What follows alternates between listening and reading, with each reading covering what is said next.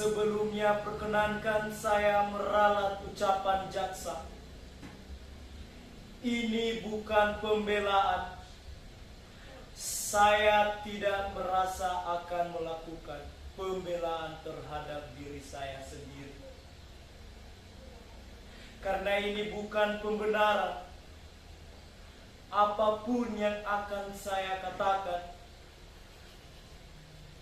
adalah hitam putih diri saya, merah biru abu-abu saya, belang loreng gelap cahaya diri saya. Nama saya Sumara, seorang laki-laki, seorang TKW, seorang pembunuh, dan seorang pesakitan. Benar atau salah yang saya katakan, menurut apa dan siapa saya tidak peduli. Ini kali terakhir saya biarkan mulut saya bicara. Untuk itu Dewan Hakim yang terhormat, biarkan saya bicara. Jangan ditanya, jangan dipotong. Kalau waktunya berhenti, saya akan diam selamanya. Saya tidak butuh pembela. Saya tidak butuh penasehat hukum. Karena saya tidak mampu membayarnya. Saya juga tidak mampu dan tidak mau memberikan selipan uang pada siapapun untuk melicikkan pembahasan dari segala tuduhan. Toh semuanya sudah jelas. Semua tuduhan terhadap saya benar adanya. Segala ancaman hukum, vonis mati saya terima tanpa pembelaan, banding atau apalagi namanya. Kematian adalah kelahiran yang kedua. Untuk apa berkelit kalau memang itu sudah winarah dalam hidup saya? Sudahlah, saya tidak perlu empati dan rasa kasihan. Dari pengalaman hidup saya mengajarkan,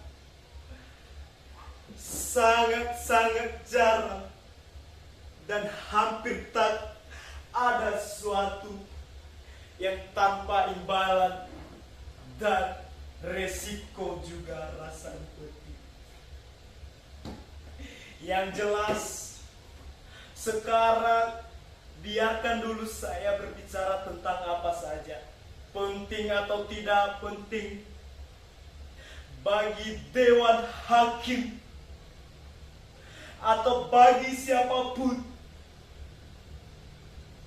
Saya tidak peduli. Apapun yang ini saya lakukan, biarkan seperti air yang mengalir dari hulu ke hilir.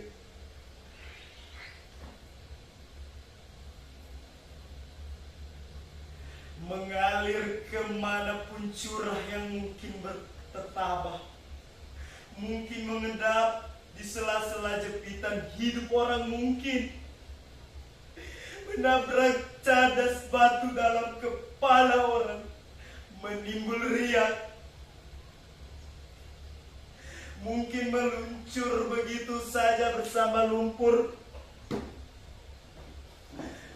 Kehidupan tahi dan retaknya helai-helai kemanusiaan, atau bahkan meluap-luap mengenai seluruh muka busuk para penguasa sehingga coro-coro kota. Maaf kalau bahasa saya terlalu bertele-tele. Baik, saya mulai saja. Nama saya Sumara. Umur 36 tahun. Saya seorang TKW. Babu, jangan meriakan. Dulu ya memang saya babu.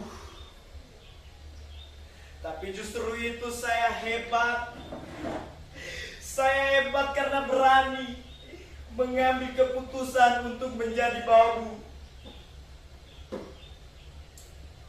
Saya berani memilih keputusan untuk berada pada tempat terbawah dari struktural manusia. Belum tentu semua orang berani menjadi manusia di bawah manusia. Ya, inilah saya.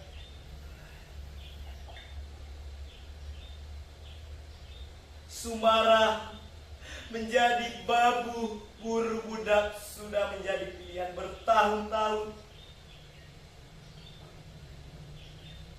Saya menjilati kaki orang, merangka dan hidup di bawah kaki orang. Bertahun-tahun saya tahan.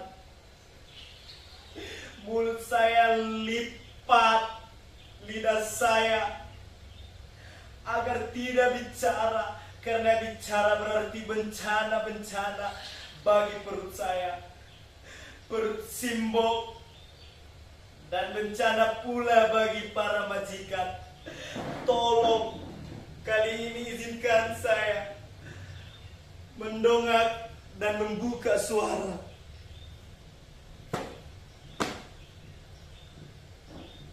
Dari kecil saya tak berani menongkat wajah, apalagi Karangsari, desa tempat saya lahir.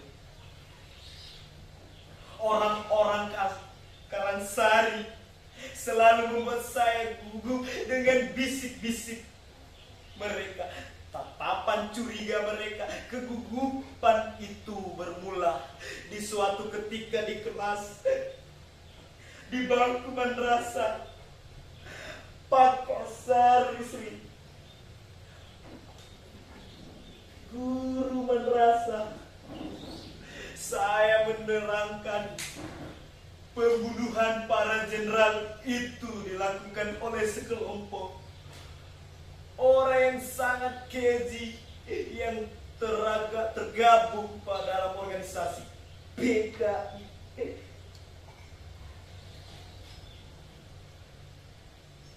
PKI itu benar-benar biadab untuk dihapus dan dilarang berkembang lagi. Seluruh antek PKI dihukum.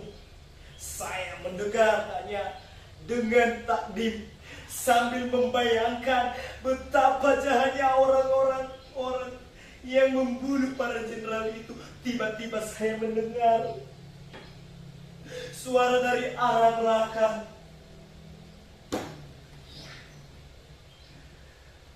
Suara dari arah belakang bakung saya. Setelah berbisik, tapi jelas mendengar. Bapaknya Sumara itu kan PKI. Apa iya? Lah sekarang mana? Ya sudah diciduk.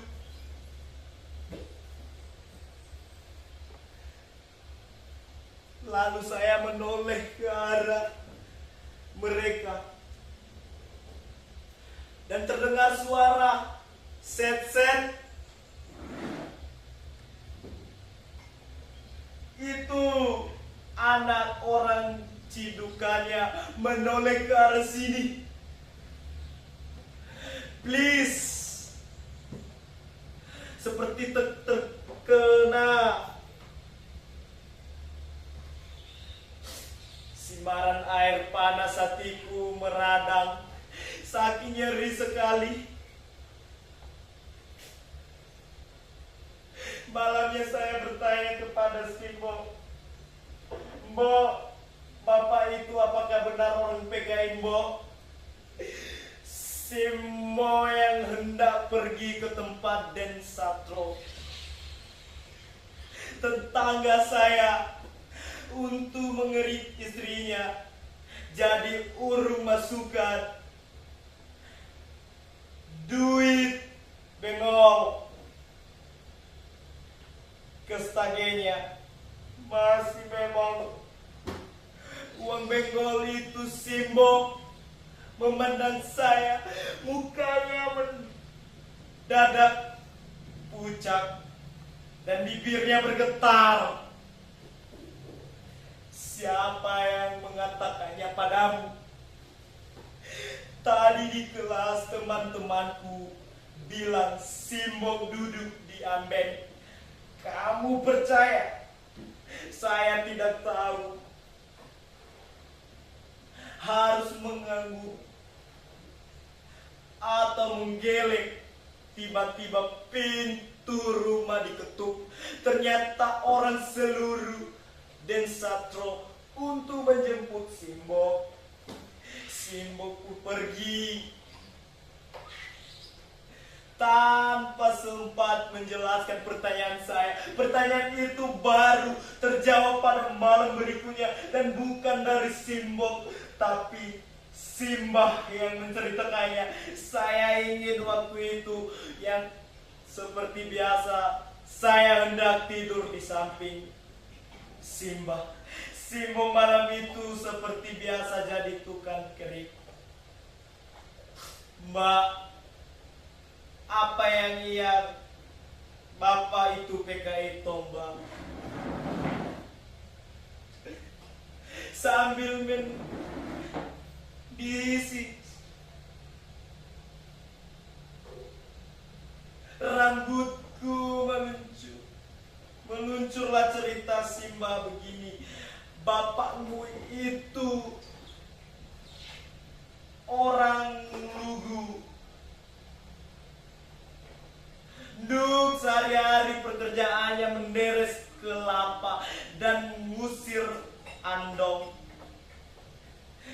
Kalau pagi setelah menderes kerjanya menarik andong, makal di pasar Seleren, dan sorenya menderes lagi tombah lekjo pakde sudi lek paidi.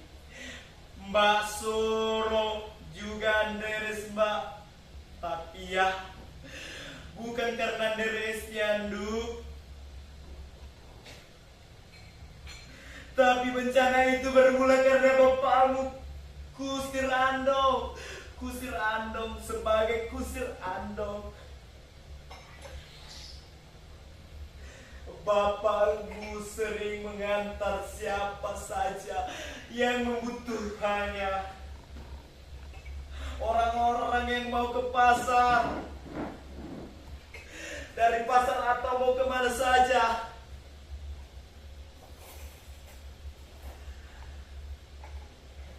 Kehendak penumpang.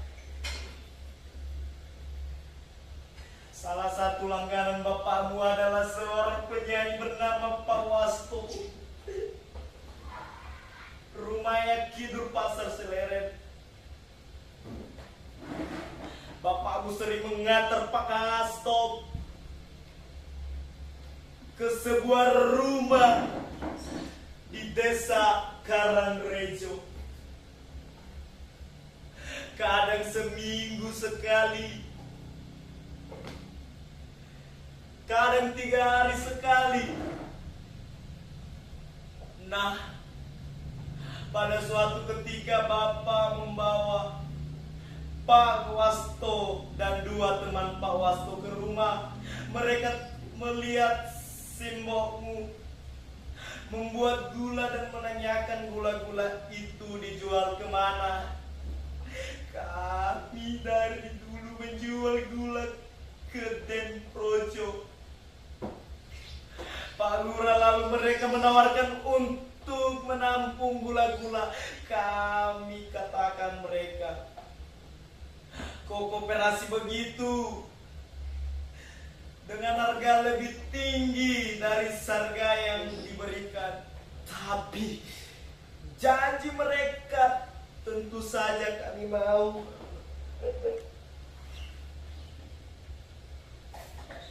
Lena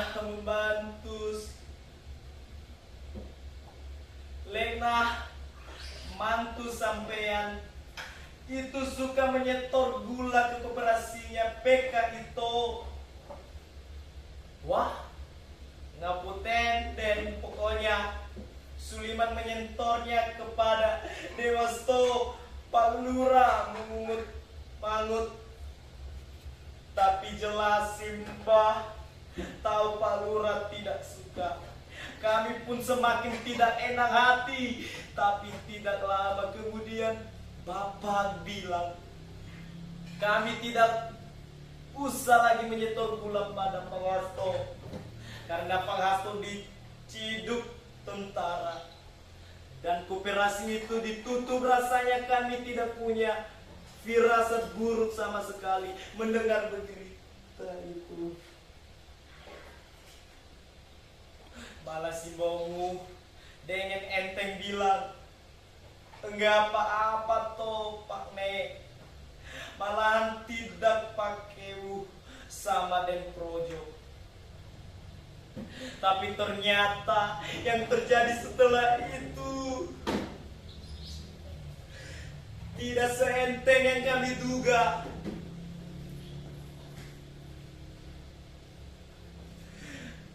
Tepat 2 malam setelah itu, waktu itu bapakmu sedang wiradan di Langgar, tiba-tiba Den Projo datang ke rumah mencari bapakmu.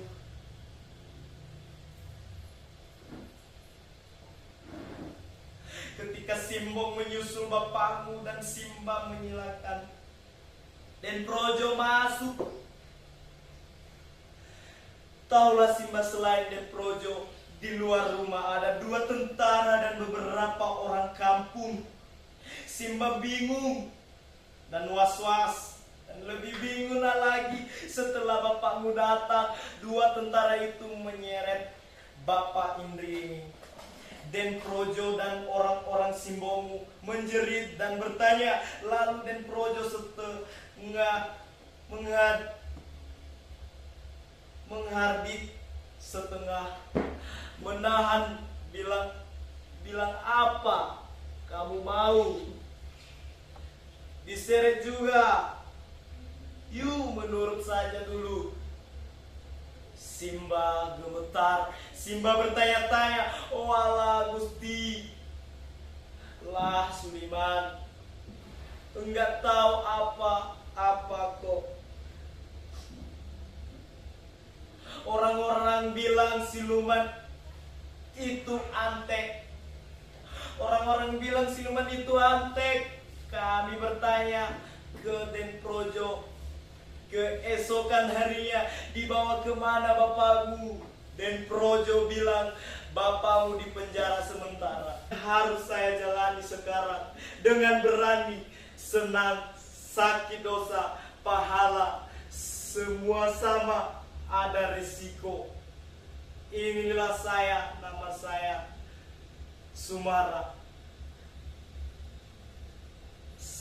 Dewan Hakim. Saya seorang Indonesia.